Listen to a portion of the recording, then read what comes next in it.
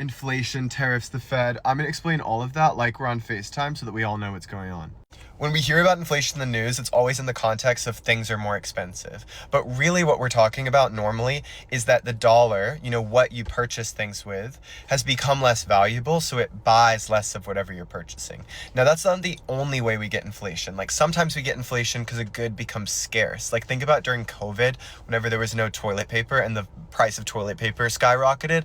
Inflation can happen that way too. Like, there's not enough of a good to go around. Inflation can also happen through a government measure. Like, a tariff causes inflation because it's a tax on the consumer whenever we purchase a good that was manufactured overseas. And so we're experiencing inflation right now from tariffs and, whatever the argument is, but tariffs cause inflation, fact.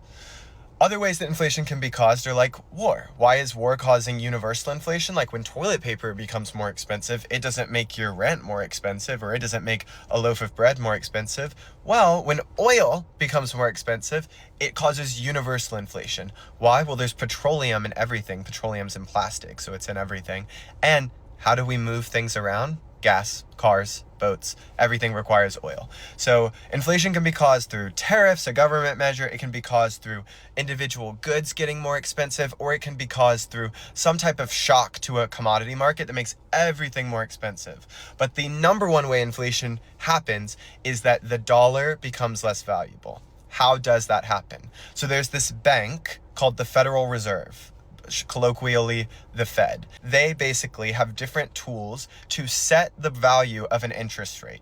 The interest rate is whenever you go take out a loan, what's the interest rate that's charged? Like, that's basically the price for time for someone to give you money, loan you money. Or like whenever you put your money in a savings account, how much does the bank need to give you to keep your money there? Like, what's the interest rate? That's the savings rate, whatever. Those are interest rates. When interest rates are high, and the Federal Reserve can use different types of tools to make the interest rate go up. But when interest rates are high, people want to save their money. If you can make almost as much money just leaving your money in your savings account, why would you take additional risk? That's a certainty. So interest rates shot up to like 8% after COVID. That made people want to keep their money. Conversely, when interest rates are low, people want to spend their money and invest it because it's cheaper to invest. Like, it is cheaper to buy a house when interest rates are low. It's cheaper to make a return on your investment if you're like taking out a loan to build a shopping center if interest rates are low. So the Federal Reserve controls that. When inflation starts to go up, and inflation can go up from a variety of reasons, the Federal Reserve wants higher interest rates. Why? It'll pull money out of the economy. People will stop investing, which speeds up the economy. We call that like speeding up, heating up the economy. People want to keep their money in the bank, so there's less supply of money. Like, there's literally less money moving around because people are holding on to it. Now, let's say the economy's bad. Well, we want to drop that interest rate to encourage investment and encourage people to start spending that money, spend that money. After COVID, we had like this perfect storm. And so we've been hearing about interest rates so much recently because during COVID, or after COVID, they got so bad. Like, the inflation got so bad for a few reasons. One, the supply chains were all messed up. Like, there were articles about how the supply chain was sick, like the supply chains weren't working right, and I could do a whole video about that. But basically, COVID was this gigantic shock to an already sick supply chain, which is the process by which, a good is manufactured, and then it's processed, and then it gets to you and you buy it. And how many goods does the Publix or the Walmart have to keep in stock? Like, that's all the supply chain. Those all got really messed up during COVID because we had to shut down all these factories. People weren't buying as much. That all like triggered inflationary pressure. Then no one was working. So the government, and both like multiple times, injected money into the economy through a stimulus package, like injecting money, in some cases, giving you a stimulus check, like sending you money, trying to get you to spend it. That is money that was previously not in the economy. The government takes out loans. Like they borrow money from foreign governments, they borrow money from individuals, and they shoot it into the economy. And when private companies aren't spending money, they still have money. So the government's injecting money that wasn't previously involved at all into the economy.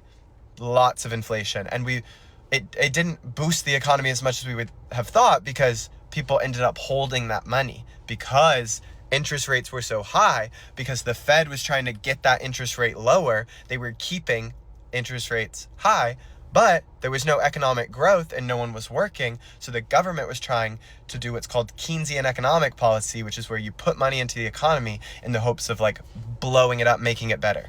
Didn't work. None of the, whatever. It was just like, it was probably the best thing to do at the time, but inflation just kept getting worse. Now, the Fed finally got inflation relatively under control. They kept interest rates really high for a long time. People held on to their money. It's resulted in a lot of inequality because, regular people couldn't buy houses because we had all this inflationary pressure on housing. Housing got so much more expensive. Interest rates were so high, the only people buying houses, rich people who could pay in cash. Because what normal person at 25, 30, the normal ages to get a house, I suppose, can afford a 7% interest rate, and the average house price in America now is nearing $1 million, which is crazy. So all of that's happening. All of that's going on. The Fed determines these interest rates. Now, the Fed finally started to cut interest rates. The Federal Reserve meets every couple months and they're like, okay, what are we going to do? Raise lower interest rates? Last 2 times they cut interest rates. Now though, we're at war, America is, and we have an oil crisis. Inflation is really high. Tariffs are making inflation speed up again. The economy is still heating, it's heating up because people are starting to invest again because those are lower, but we're experiencing inflation again because of all these different pressures. And when people start investing, that is another way that inflation starts to happen. And we want to try to, the Federal Reserve they're brilliant economists trying to keep it down, keep growth, balance growth, employment, and inflation. The 2 things we're always thinking about, inflation, employment. That's all happening. But now we have inflation again. And so now the Fed has to decide we might need to increase interest rates. Well, that's made this administration super mad because any politician who's in office will want lower interest rates. Why? More investment, more jobs. They get to say the economy's blowing up. Well, guess what? If we keep lowering interest rates, the economy will blow up. So now the Federal Reserve, which has always been independent, it has to be independent. It's appointed by each president. There are different partisan roles that the Federal Reserve isn't nonpartisan. They're but it's supposed to be pretty equal, enough from each party so that it's not political, it's not partisan, it's independent, because you don't want the government, whatever government's in charge, putting pressure on these bankers who determine the interest rates, basically, that every financial institution relies upon, that other nations rely upon, because so many countries peg their currency to the American dollar. The American dollar is the reserve currency too, the number one currency that foreign governments hold in their bank accounts, their reserves, because it's so stable. Other countries, developing nations, peg their currencies to the dollar so that they won't experience too much inflation if they stay to ours. We need that bank. The world needs that bank to be independent. That's under threat right now because the administration keeps pressuring the Federal Reserve to lower interest rates, keep lowering interest rates, even though inflation is heating up. But if that were to happen, if the Federal Reserve becomes partisan or switches with each administration, it would just result in so much economic turmoil and uncertainty. And every time the administrations flip, they would have different policies. And anytime, regardless of party, whoever's trying to win would get their people on the Fed to drop the interest rate.